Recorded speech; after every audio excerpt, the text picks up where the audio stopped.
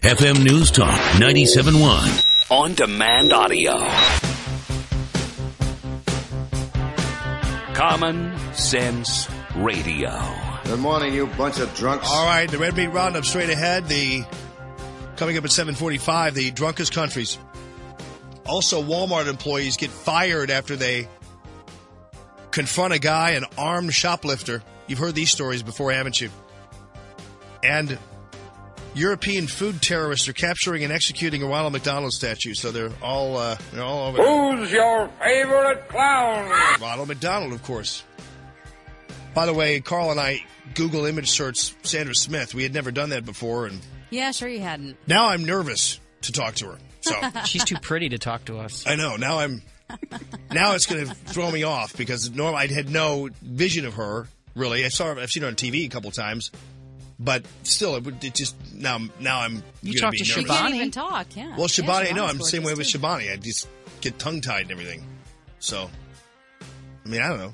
More ugly women on the show. All right. Oh, by the way, the duck wing story, I forgot to tell you. So I had, I had chicken wings, right? Yeah. So after I got back from D.C., I went to visit Katie on Saturday for her birthday.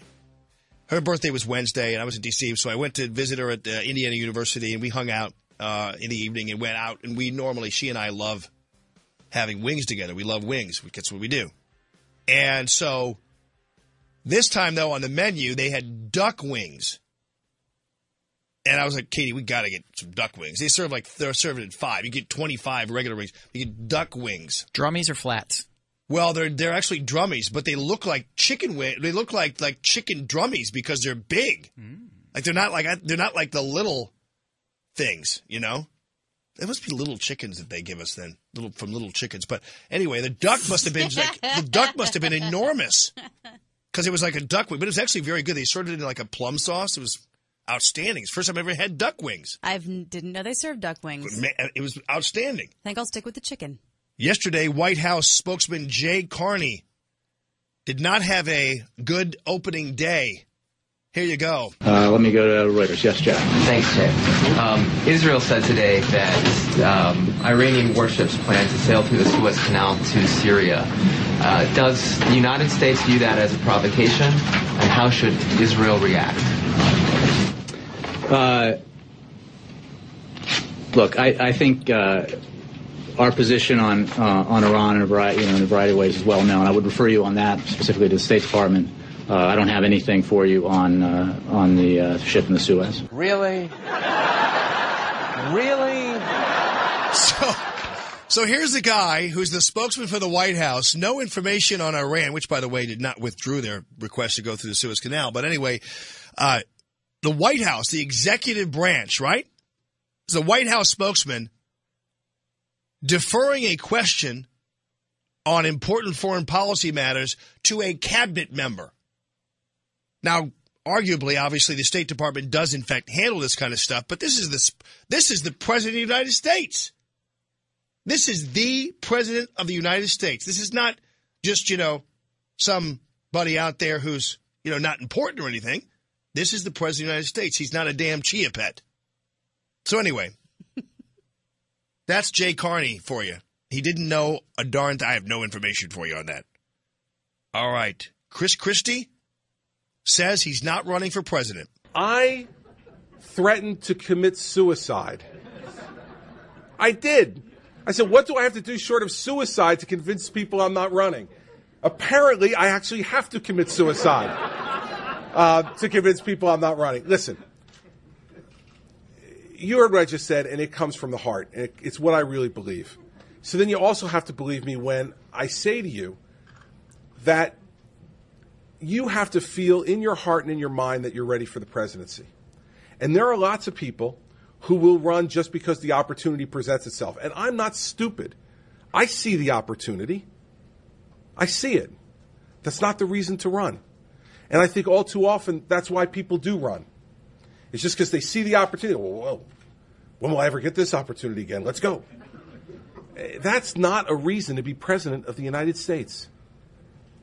You have to believe in your heart and in your soul and in your mind that you are ready. And I don't believe that about myself right now. Daddy went out for a pack of cigarettes and is never coming back home, folks. Forget about Chris Christie. The reason for that is you can't walk back after making a statement like that. That little piece of audio where he says he's not ready for the presidency has already been filed away by Mitt Romney, Mike Huckabee, Sarah Palin, and everybody else. And presidential season begins by this summer, and January is caucus time, and all you hear in the anti-Christie commercials is, I'm not ready. That's all you'll hear. So a guy who makes a statement like that, it's almost nearly impossible for you to go back and retract that one. He did end it saying right now. So Well, does but 2 months from But he's not going to be then ready. change He's his not going to mind? be any more ready 6 months from now. No.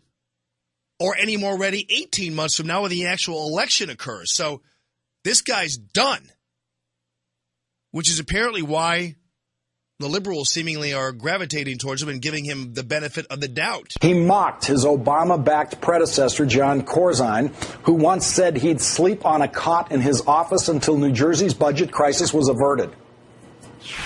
What I said to him is, listen, you guys want to pass that income tax increase, you can. That's fine. I'm going to veto it. And if you want to close down the government because of that, that's fine. But I want to tell you something. I'm not moving any cot into this office and sleeping here. Take a look at me. You think I'm sleeping on a cot? He's a funny guy, and the sad thing about this is that he did talk about some really tough issues, including Social Security and Medicare. And we have to rely on Chris Christie, who is the governor of New Jersey and not an elected federal politician, to actually talk straight about this on Capitol Hill. Can you believe that? Chicken crap. No, it's not, Mr. Boehner. You ought to be out there like that. Paul Ryan has tried to, but the leadership pins him down. Your phone call straight ahead, 969-9797, 866-455-9797. And don't forget about Sarah Palin. Is she the only person next to Christie who can actually beat Barack Obama, who is unbeatable at this point by anybody else?